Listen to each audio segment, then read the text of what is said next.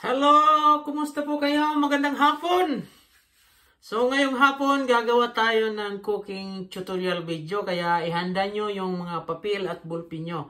So yung gagawin natin, yung gagawa tayo ng siopaw do. So by the way, bago tayo magpatuloy, ako po ay humihingi ng isang subscribe, like, and share doon sa mga hindi pa nakapag-subscribe sa YouTube channel ko. At huwag na rin kalimutan pindutin ang notification bell para updated po kayo sa mga bidyong i-upload ko. So, ngayon is September 26. So, pasensya na kayo at medyo matagal-tagal hindi ako nakapag-upload ng cooking tutorial video. So, ngayon, kasi bukas pa tayo babalik sa trabaho natin. So, gagawa muna tayo ng cooking tutorial video. So, get ready your pencil or ball pen and paper. So, let's go! So, ito, mayroon akong 3 and 3/4 cup ng all-purpose flour. So, by the way guys, yung gagamitin lagi natin tandaan sa siopaw is all-purpose flour. Not first class, not third class. All-purpose na flour ang gagamitin natin. So, ito na. Ihanda nyo yung ballpen nyo at saka papel. Ang mga ingredients natin, of course, flour and 1/4 cup ng cooking oil or vegetable oil. So, ihalo lang natin dito. Yan. White sugar. So, gagawa tayo ng white sugar, 3 cup and 3/4 na flour. So, ang sugar niya is 1/2 cup only. Okay? So, wag niyong kalimutan. I-mix lang natin ng yung constant na talaga na ma-mix sila lahat. So, mayroon din ako ritong margarine. So, gagamitan natin ng margarine or sa inyo is margarine. So, gagamitan natin para medyo malinamnam yung dough natin ng siopaw. So, anyway, hindi ito masyado recommended. Of course, margarine, alam naman natin, mantika din yan. So, lahat basta, pang linamnam lang. At saka, mayroon tayong salt. Huwag nating kalilimutan ng salt kasi ito ang salt, napaka-importante sa dough na ginagawa natin. So, sa mga bago pa lang sa cooking or sa baking, kailangan kahit maliit na bagay na naka-recommenda doon sa gagawin natin kung anong gagawin natin. Kahit salt, konting-konti lang ito as 1 teaspoon. So, wag natin kalimutan to kasi napaka-importante ito para mag-hold siya ng dough natin na pag-angat niya, pag linuto natin, hindi siya babagsak. So, yun ang pinaka-purpose nito.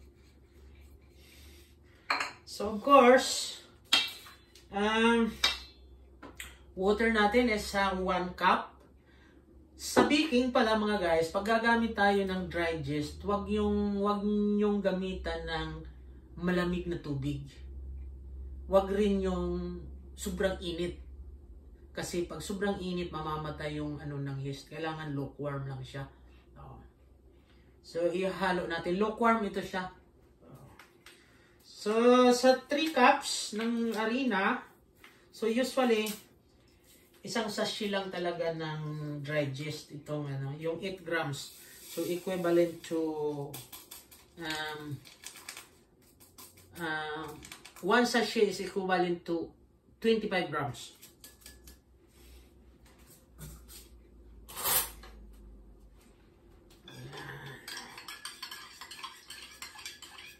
So, tunawin lang natin.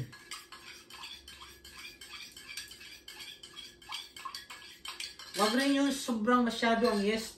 Kasi pag sobra masyado ang yeast, ang lasa niya hindi na maganda. Papait yung, maging mapait yung dough natin.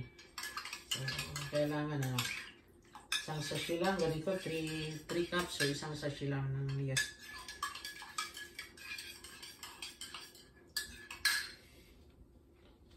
Halo lang natin. Yan.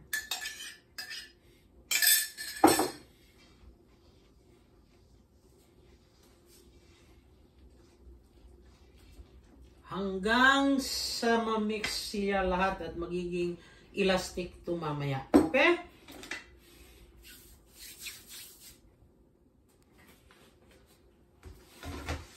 So, ito na ang do natin mga guys. Hindi ko na pinakita yung pag masa ko ng the whole kasi mahaba masyado. So, itong mangyayari, ito na siya. So, medyo elastic na siya. So, kasi baka magtaka kayo na kinakamay ko. So, medyo malinis naman kamay natin at saka dadaan pa naman to sa cooking process. So, ito na siya. Tatakpan lang natin to siya ng plastic hanggang sa mag-double yung laki niya. Ika nga mag-raise up siya. Ang ano nito, kung sa gaya sa atin dyan sa Pilipinas, kung medyo mainit ang panahon talaga, ano lang ito, mga 20 minutes lang ito, aangat na ito. Pero dito sa Canada, hindi ko alam kasi iba ang ano rito, iba ang temperature. So tatakpan lang natin yan ng plastic.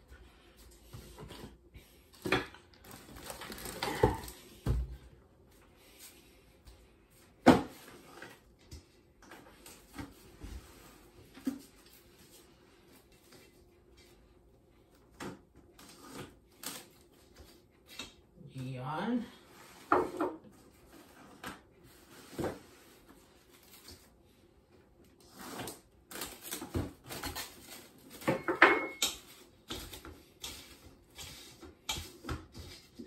Ito na, antayin natin siya na mag-pop up at saka papakita uli. At wag nyo akong iwanan sa tutorial ko ngayon kasi sa mga mahilig sa kusina, marami kayong matutunan ito.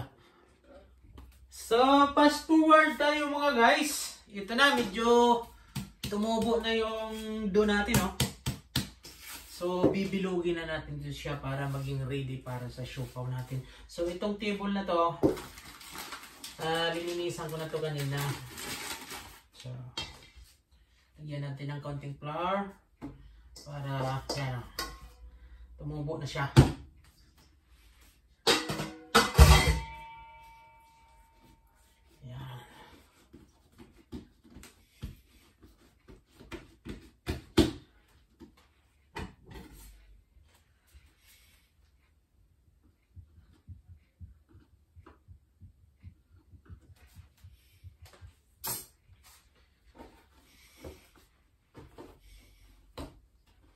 So, bibilugin lang natin siguro, tansyahin natin mga, parang kasi medyo maliit lang kaysa dito.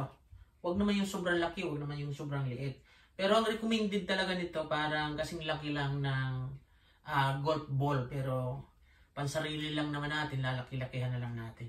Pero kung pang business nyo, kailangan timbangin nyo. So, ito, tansyahan na lang ito muna.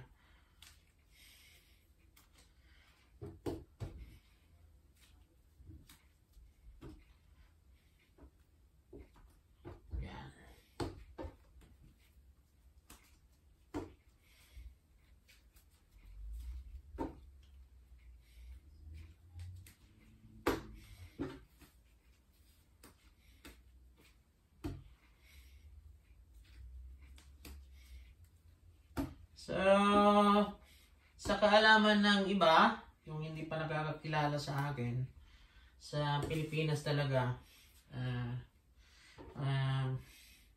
bago ako dumating dito sa Canada, mayroon talaga akong counting big shop doon. Kaya medyo namimiss ko tong gumawa ng ganito.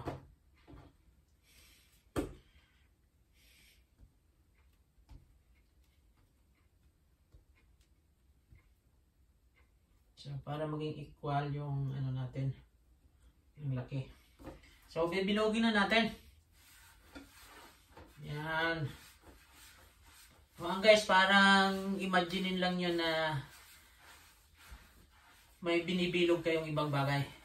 Yan o. So, ito.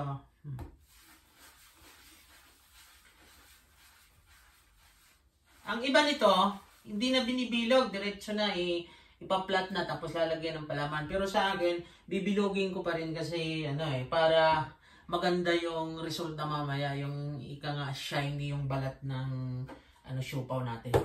Okay? So, Hindi ko na ipapakita kung paano bilog kasi medyo mahaba. So, fast forward natin ito mamaya. By the way guys, may technique pala rito. Kung hindi kayo marunong magbilog ng ganon, kung nahirapan kayo, pag ganon, nahirapan kayo magbilog ng dough, na ganon. Madali lang yan, para ano, ganito lang. Yan o. Oh, ganyan lang o. Oh. Ganon-ganon lang. Yan. Oh. Yan o. Yan. Oh. Yan o. Oh. Diba? Oh. Ipa-flat pa rin natin yan mamaya. Kasi siupaw nga eh. Para yung laman niya ma-fill up natin sa loob. Yan.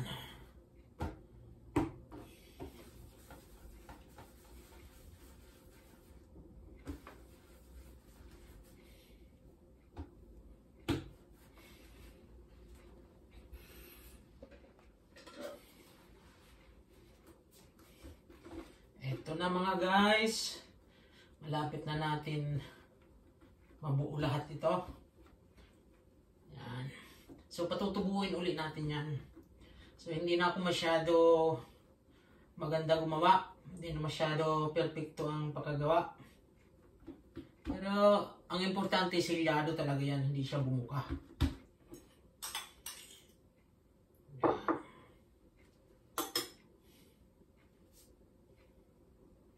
So, ganun lang. Madaliin natin.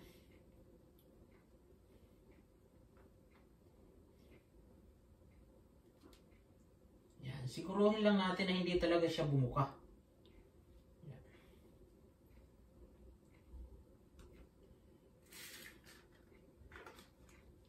Okay. So, antayin natin yan na tumubo ulit at saka i-ready na natin yung steamer natin. Right?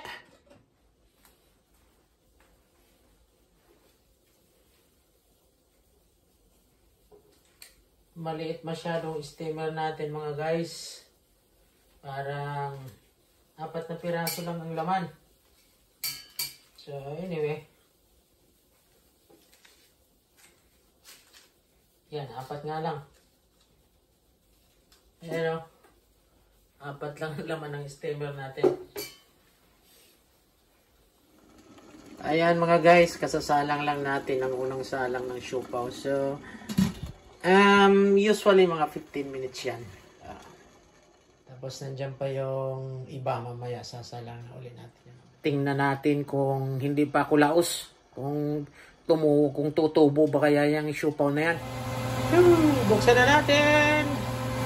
Tapos na yung fast forward tayo. Tapos na yung 15 minutes. Tingnan natin kung success. My goodness. Okay naman. Yan.